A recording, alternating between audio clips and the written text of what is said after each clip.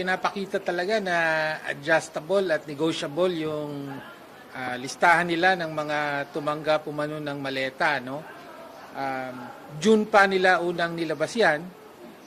Tapos doon may mga pangalan nga ng mga ilang senador. Pero kahapon binawi na, no? Dahil malinaw naman kasama dito yung mga kakampi ng kampo ni na Senator Cayetano, Senator Marcoleta at iba pa, no? So ewan ko, meron pa bang maniniwala pagka ganon, no?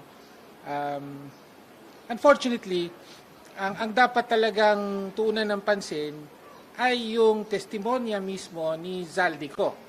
Siya naman ang unang naglabas ng information regarding kickbacks at saka nagpakita ng mga picture ng mga maleta, di ba? Tapos malinaw din yung pinakamalaking isda na tinuro niya. Sabi niya, ang Pangulo mismo ang binigyan niya ng, sabi pa nga niya, 25 billion na kickback. No? Ngunit, wala. Kahit maging ang kampo ni na Senator Cayetano, Senator Marcoleta, hindi ito tinutulak ang linya na ito ng investigasyon. No? In the past, nagsabi na tayo na dapat ito ang tutukan, yung testimonya ni Zaldico plus yung pag-focus kay particular Undersecretary Adrian Bersamin, no? Dahil sa kanya ultimately dumaan yung mga kickback from flood control and other insertions during the 2025 budget. Kung you mentioned about Zaldico, and you also mentioned before na merong nangyayaring pagpapadala ng mga maleta.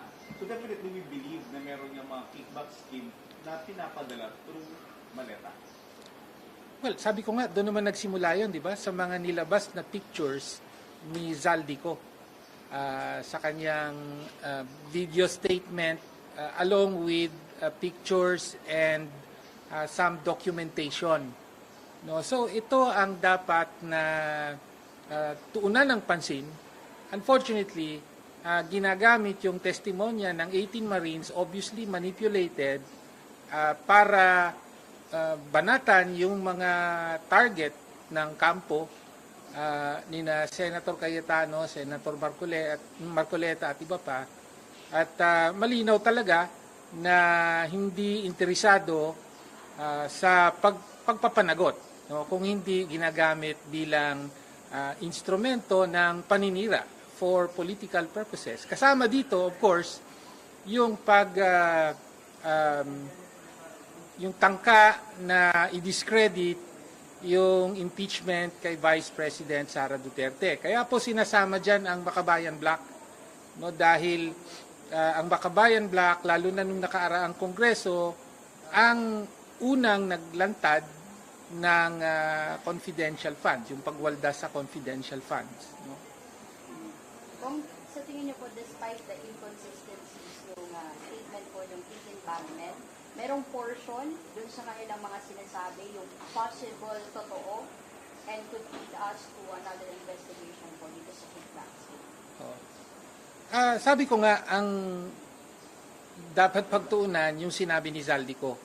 And syempre, siya yung nagpakita ng mga maleta. Syempre may mga taong nag-deliver nun. No? And posible yung mga, yung ilan, hindi ko alam, hindi natin masabi, no? Pero merong mga involved talaga doon. Pero dahil taga-deliver sila, hindi kompleto yung information na hawak nila, di ba? Most likely, yung hindi sila nagdala directly doon sa talagang pagbibigyan. So, may limitations yung magiging testimonya nila, no? Kaya lang nahawakan sila ng grupong ito, tapos gusto gamitin para wasakin yung kredibilidad ng mga kaaway nila sa politika.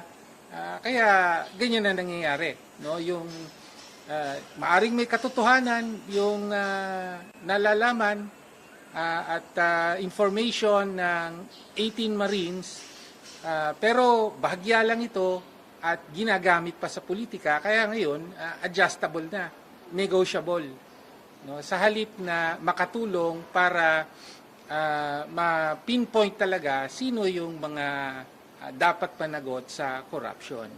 Kahapon po may statement po si Senator Erwin Tulfo calling out his colleagues, co-senators po, na tumatawag po ng bayani dito sa 18 Bagman. I'm sure the same sentiment po Sino na nagsabi? si Senator Erwin Tulfo po. Pinall out po niya specifically, I mean, hindi na pinangalanan, pero pinall out niya po yung tumatawag ng bayani sa 18 Bagman, one of which po ay si Senator Lauren Legar. Do you share the same sentiment po na dapat hindi dapat tawaging bayani itong 18 Bagman? And do you share the same sentiment po na call out yung co-senators situation?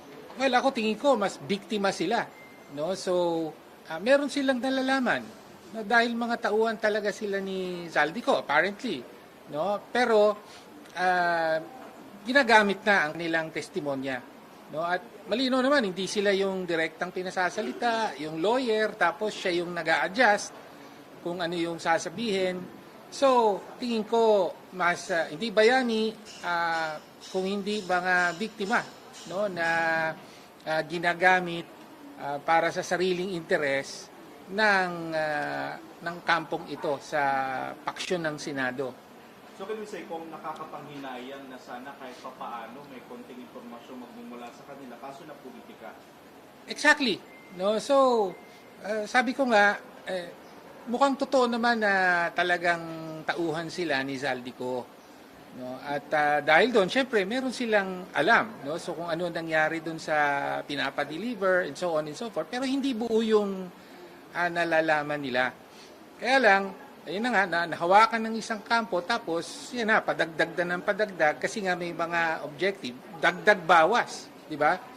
Kasi nga may mga objective, yung kakampi, ililigtas, tapos yung mga kalaban, idadagdag ang pangalan mo, kahit walang batayan, at kahit ano lang, no? Minsan parang insinuation lang na may tinanggap, pero sapat na yun para sirain ang kredibilidad ng mga papangalanan nila. Ganun ang objective.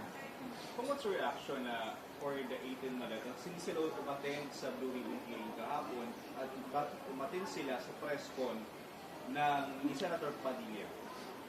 Pinapakita nga na unfortunately biktima nga. Hindi sila malayang nakapagsasalita, kontrolado, merong direktor, may stage manager. So parang malinaw na gano'n ang nangyayari, no? Pati yung mga dagdag at bawas sa kanilang papangalanan ay malinaw na yon kung sino naman ang kumokontrol at sino yung nakikinabang. Who is behind itong? Do you think specifically Duterte na ba o yung mga allies lang ni Duterte? Well, malinaw na ang nakikinabang dito. Una, yung kampo ni Vice President Sara Duterte dahil ang pangunahing mga target ay yung directly involved sa impeachment, yung prosecution, yung Makabayan Block. So yun yung una, malinaw, no? Yun yung objective. Ang gamit dito ay para siraan yung mga involved sa prosecution, sa impeachment ni Vice President Sara Duterte. Pangalawa, malinaw na target din yung kabilang paksyon sa Senado, no? Kaya sinalba yung mga kakampi, tapos dinidiinan yung mga nasa kabila, no? So ayun, obvious na kung sinong nakikinabang dito at sinong responsable, no? Duterte po. So bali siya yung nagmamaniobra. Well, hindi naman nating masasabing siya yung nagmamaniobra. Malinaw yung paksyong ito sa Senado ang may hawak, no? So Duterte and the allies. Duterte and allies. Tama. O other topic yung sa Lindol, anong mga may tutulong po natin? Well, of course, una, nagpapaabot ang Makabayan Block ng pakikiisa at solidarity, no, sa mga biktima ng lindol kahapon. Matindi, of course, no? And Of course, nananawagan tayo sa lahat ng mga ahensya ng gobyerno, national government, local government, na sa mabilis na pagtugon sa mga pangangailangan. Sa bahagi natin ay actually kumikilos na ang ating mga party list para tumulong di lang sa mga constituents natin directly on the ground, pero sa lahat ng mga nangangailangan sa abot ng makakaya natin. Some congressmen, especially Congressman Libisay, are calling all the members of the House to donate part of their salary. Are we willing to ba?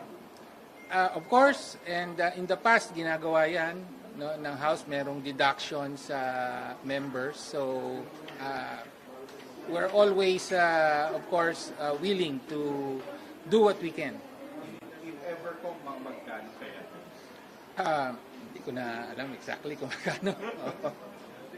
Sige, Okay.